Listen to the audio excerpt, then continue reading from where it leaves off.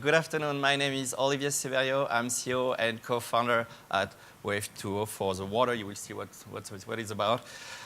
So in the world, 1 billion people lack safe access to drinking water. And as a result, 2.5 million die each year, mostly children. But the good news is that a large fraction of this population actually live in coastal area where they have access to an incredible source of energy, ocean waves. And that's what we do at Resolute Marine Energy. We use ocean waves to drive a desalination system to provide fresh water for these people. So the way it works is actually quite simple. First, you have a paddle attached to the bottom of the sea that moves back and forth with the waves. We extract energy from the wave, and we use it to pressurize seawater that we send to the shore, where it is used to directly drive a reverse osmosis process. So the main feature of our system are that it uses only ocean waves to produce fresh water. There is no electricity in the manufacturing process, which makes it more efficient. And though there is no electricity, we can co-generate electricity so that the water, for example, can be pumped where it's needed. The technology has been developed over the last 10 years thanks to a combination of grants, mostly from the US Department of Energy and private investment. It has been designed for developing country and island nation, placed in the world with little or no infrastructure. And this is a picture of one of our actual deployment, where we see that we install the system on the beach, and it took us only 2 hours to deploy it and produce electricity in that case. At commercial stage, a plant at commercial size, I would say, would have between 15 and 20 wave energy converter, would produce 4,000 cubic meters of fresh water per day. So that's enough to cover the need of 40,000 people. It would be hybrid, modular, perfectly clean, and it would produce water at a third of the cost currently see in our launch market. We are starting in Cape Verde, and we expect to have our first commercial pilot in 2021. The project already received the support from the African Development Bank, the European Commission, and more recently, UNIDO. In Cape Verde, Cape Verde is an archipelago west of Africa. They have no rain, no river, of course have some rain, very limited aquifer, and already 85% of the water in Cape Verde is desalinated. But because they have no energy, they have to import the oil and diesel to drive this desalination system. So the cost of water is one of the most expensive in the world. So we believe that even our first commercial plant with our, I would say, low maturity in terms of technology could achieve a cost of a third of the current cost of water in Cape Verde, which make it interesting and enable us to enter market despite our lack of maturity. Beyond Cape Verde, we believe that we could address a global market. We estimate that it's beyond 10 billion per year, mostly in the southern hemisphere and island nation Africa. We also believe that we can address 9 of the 17 Sustainable Development Goals. And finally, we are currently looking for $9 million to bridge the gap from where we are up to our first commercial pilot in Cape Verde. If successful, we believe by 2023 we could have installed 5 commercial plants. And if successful, then imagining an exit at 1.5 revenue, this would translate into a 40% IRR for an investor. But more importantly, we would have built a capacity of 6 million cubic meters per year of water production. That would be enough to cover the need of more than 250,000 people. And because we offset carbon emission by displacing diesel generator, we would have reduced carbon emission by 31,000 tons per year, which is an equivalent of taking 5,000 cars off the road. So we are really developing a breakthrough technology that could provide water to the hundreds of millions of people in the poorest country or the most isolated country. So. A quick question on the any environmental side effects, such as maybe the salt or the brine diffusion, etc. Yeah. Or any impact on marine life? Yeah. So it's actually the brine is a recurring question that we already address in our design.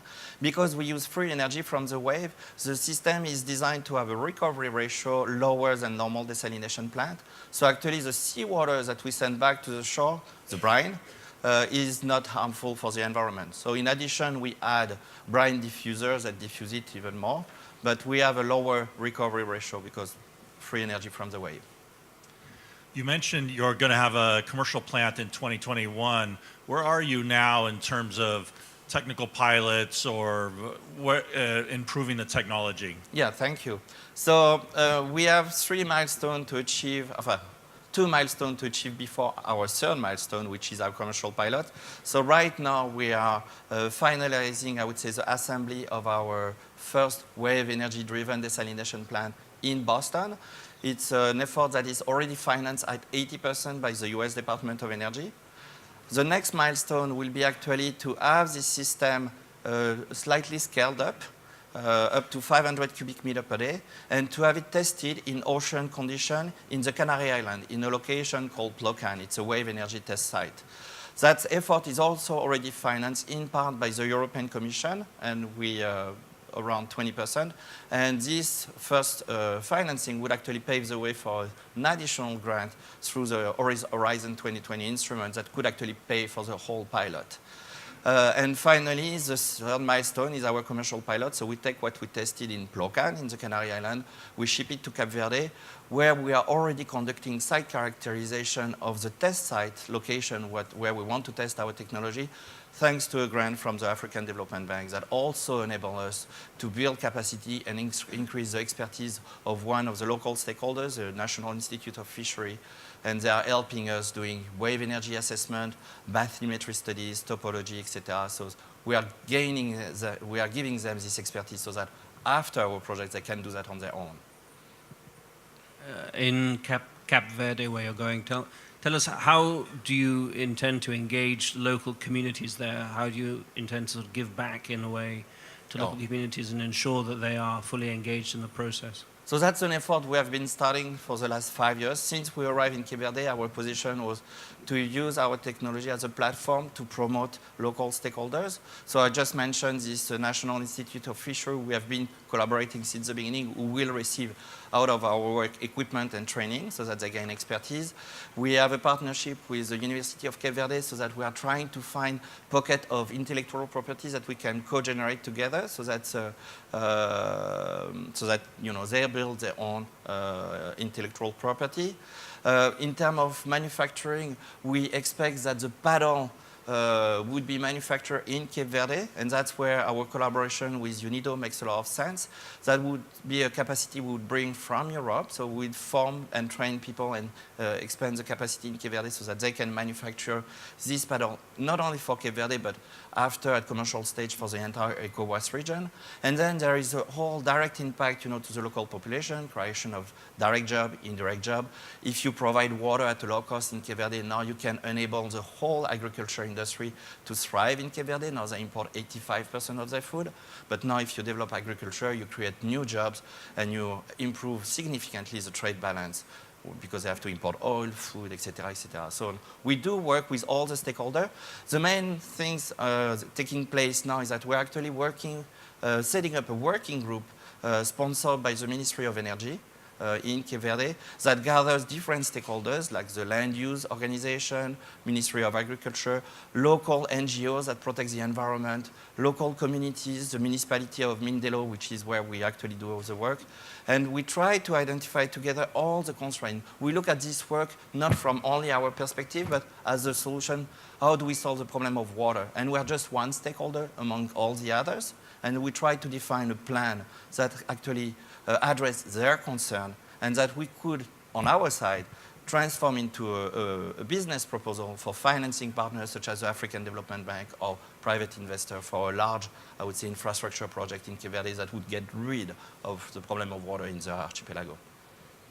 It's incredible to hear the kind of work that you're doing in terms of ecosystem building, which is tough, So I guess my question is, what are the two things that keep you awake at night? The main thing that keep us awake at night is really crossing the Valley of Death, the 9 million, because we get grants. All these grants come with cost share, so we can't escape. We need to raise private capital at some point to do our work, even if we have, I think we have 4 or 5 million of grants to cover our 5 milestones. So that's really what's wake up, because if I can't pay my grants, then I'm in trouble. If I can't pay my people, I'm in trouble. So that's really the crossing of the Valley of Death is really the most concern. But I suspect all the entrepreneurs today here will say you the same thing. In terms of Cape Verde, actually not so much. Since the beginning in Cape Verde, and we have been presenting our technology in other countries, the buy-in from the local stakeholders has been really good. We never we were never confronted to people saying, this is crazy, this is too expensive, this is... Actually, in Cape Verde, they want to be 100% renewable by 2020. They won't achieve that, but they want. But, you know, wave energy is one of the, you know, energies that they have access to, and there is not much offering in terms of how do you use this potential in Cape Verde and use it in a way that makes sense.